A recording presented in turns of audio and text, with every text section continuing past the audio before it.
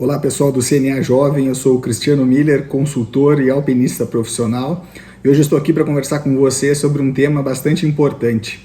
Como prosseguir, como perseverar, como seguir adiante, em projetos e empreendimentos quando surgem situações de dificuldade, de adversidade que eventualmente nos fazem ter vontade de desistir.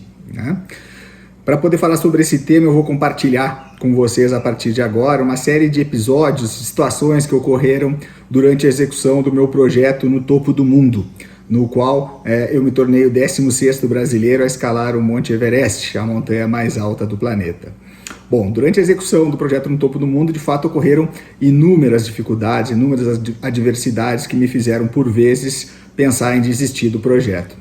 Logo na fase de planejamento, por exemplo, antes mesmo de iniciar a execução do projeto, quando eu estava fazendo toda a parte de orçamento, de planejamento dos custos, eu havia realizado um orçamento em moeda estrangeira, basicamente em dólar, porque todas as expedições de alta montanha elas são realizadas fora do país. E para vocês terem uma ideia, na ocasião eu considerei a cotação do dólar valia algo em torno de R$3 aproximadamente, naquela ocasião, lá por volta de 2014.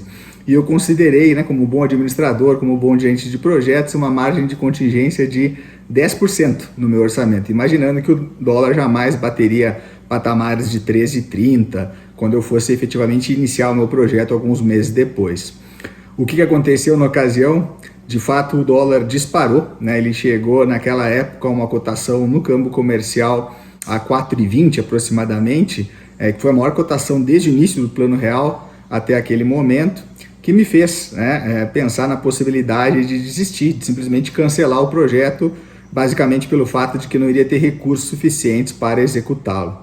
Mas depois de pensar sobre o que eu poderia fazer para realmente realizar o sonho de escalar o Everest, que alternativas eu teria, eu cheguei à conclusão de que a única solução para poder efetivamente me dispor a entregar o projeto que eu havia planejado era de usar a criatividade, que eu considero talvez a característica, o skill mais importante, seja em um empreendedor, em um gestor, em um chefe de família, realmente ter soluções fora da caixa e ter ideias disruptivas, como nós dizemos, para poder trazer, no caso, o meu projeto de volta para o orçamento. Eu posso também passar aqui boa parte do tempo falando para vocês sobre quais foram as soluções, mas só para citar as principais, por exemplo, na parte de negociação com os fornecedores, com as agências que iriam me levar nas expedições, eu negociei ali pagamentos antecipados em troca de descontos e pude reduzir significativamente o custo das expedições por causa disso.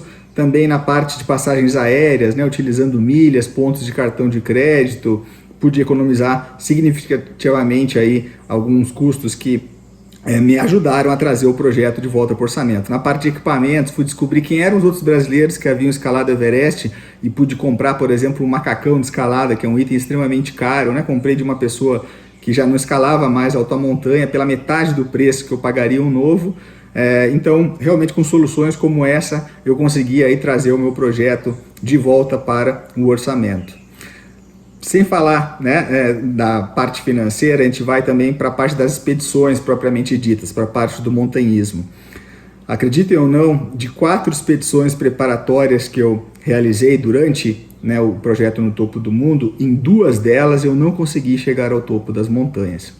Às vezes por razões alheias ao meu controle, como clima e outras que realmente em montanhismo nós estamos sujeitos, mas em muitas sim por falhas minhas, por realmente ter cometido alguns erros que acabaram comprometendo o resultado final daquelas etapas do projeto.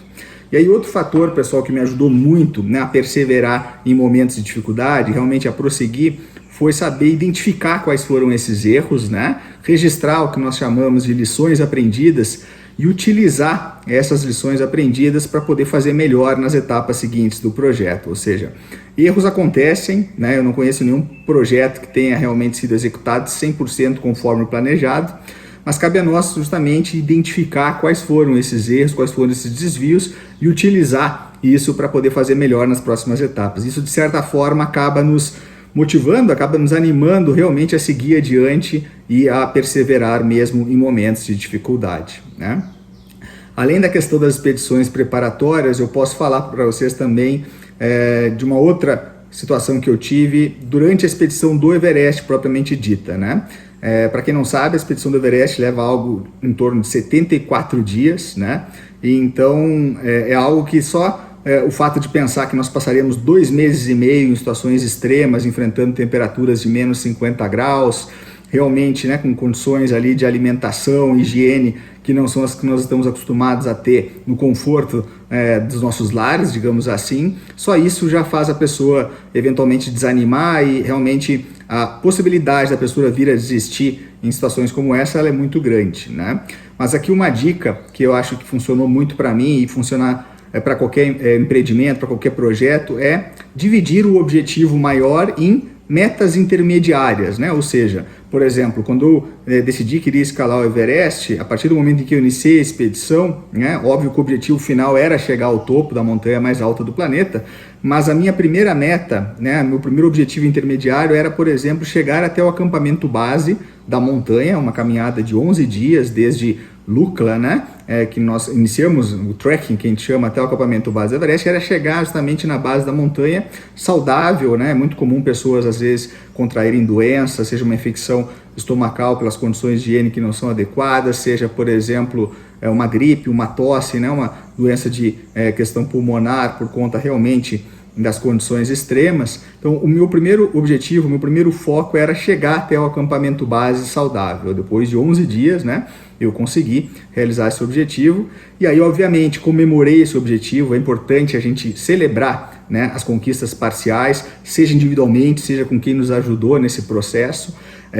Também é importante a gente aproveitar essas etapas intermediárias para avaliar aquilo que não foi tão bem conforme nós havíamos planejado e corrigir desvios para que nós possamos ter uma performance melhor nas etapas seguintes. E assim foi que eu acabei desenvolvendo, né, toda a minha expedição. Depois de chegar ao acampamento base, o meu objetivo era chegar ao acampamento 1, era realizar uma aclimatação, né, que é o processo que nós chamamos de acostumar o nosso corpo gradativamente à altitude extrema que nós temos lá no Everest. Depois acampamento 2, 3, 4, até realmente chegar ao cume e retornar à base em segurança, né? Esse era o objetivo maior do projeto, mas eu realmente sugiro, né, aí para pessoas que realmente pensam em conquistar algo grandioso, que tem objetivos significativos, de realmente dividir esse objetivo maior em etapas intermediárias e ir fazendo uma avaliação de cada uma dessas etapas. Isso é algo que nos ajuda bastante também a perseverar em momentos de dificuldade. E outra situação que ocorreu durante a minha expedição ao Everest, quem assistiu a palestra No Topo do Mundo Conquistando o Seu Everest, sabe bem, né, de um episódio que ocorreu relacionado a uma queda, a um acidente que eu tive, né, quando estava aproximadamente 7.500 metros de altitude. E essa queda por pouco acabou não realmente fazendo com que eu perdesse a vida. Foi uma queda bastante grave, por um erro, por uma negligência minha, né? E aí teve um episódio relacionado a um boné, né? Talvez vocês estejam perguntando, puxa, Cristiano, o que tem a ver um boné com realmente uma escalada como a do Everest, né? Não consigo imaginar aí que um boné faça parte da vestimenta, dos equipamentos que utilizam um alpinista em uma expedição como essa.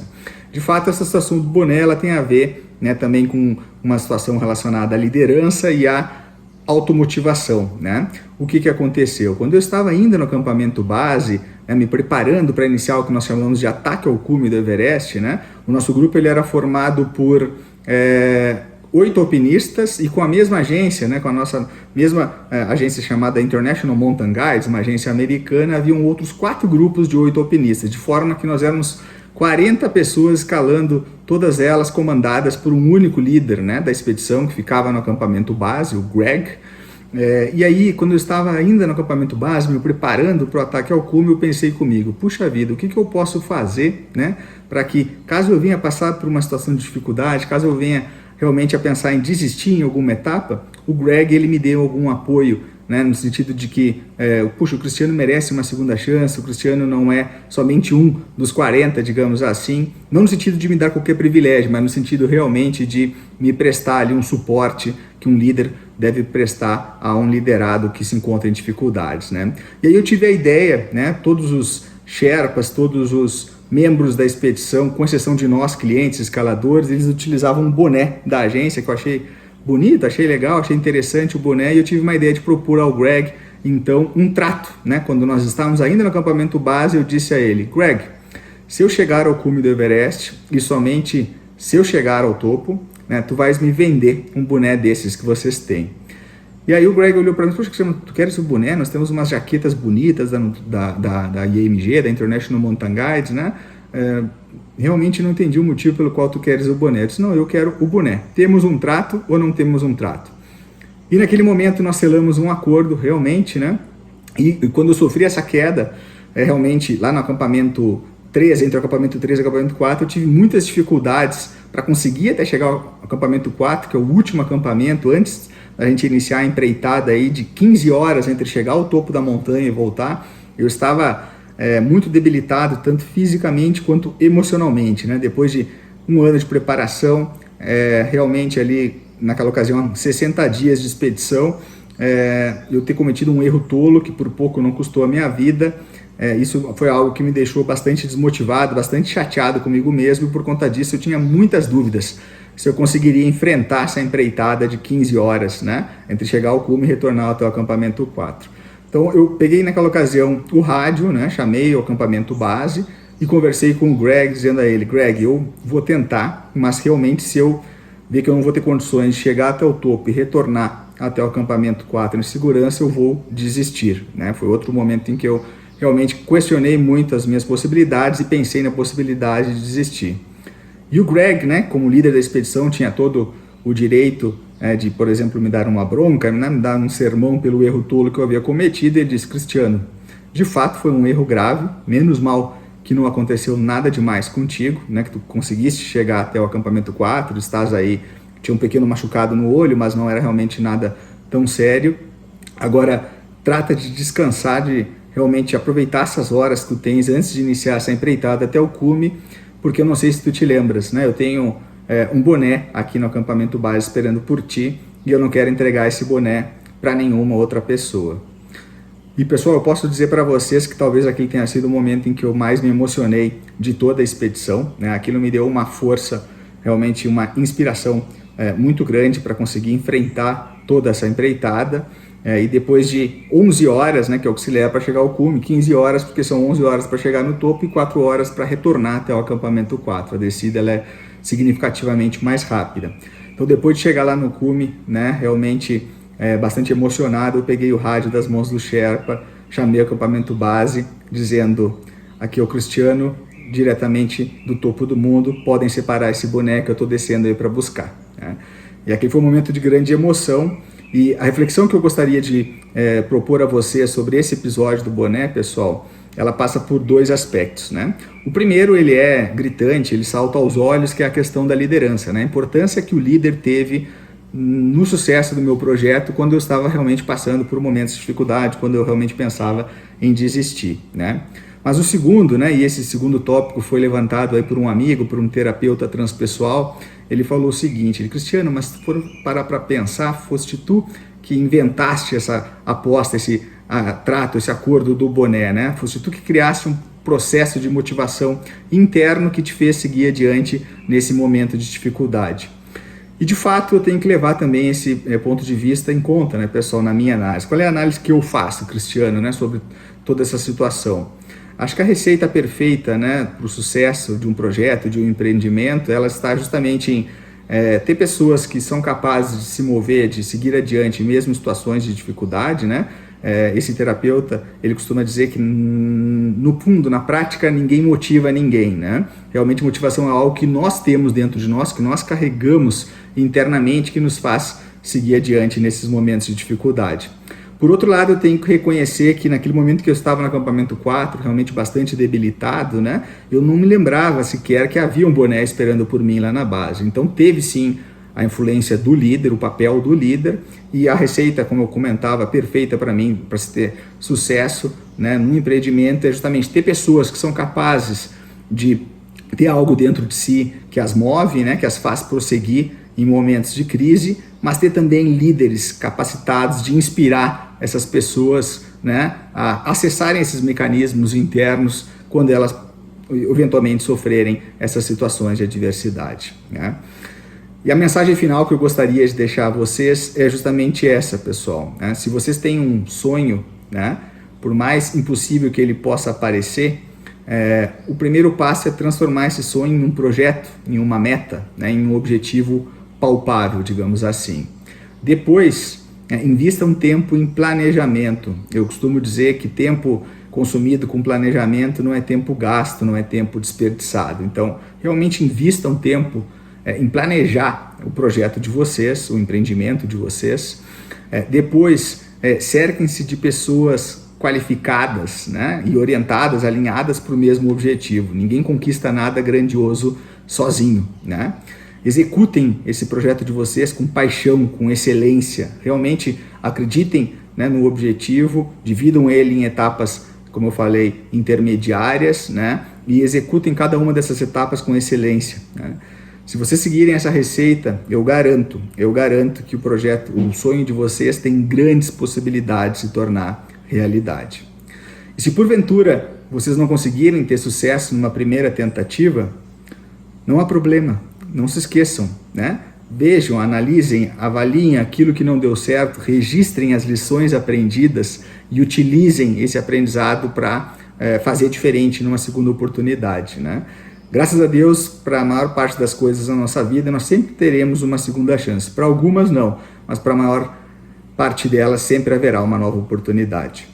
Essa era a minha mensagem a vocês. Muito obrigado a todos pela atenção. Um grande abraço e rumo ao topo.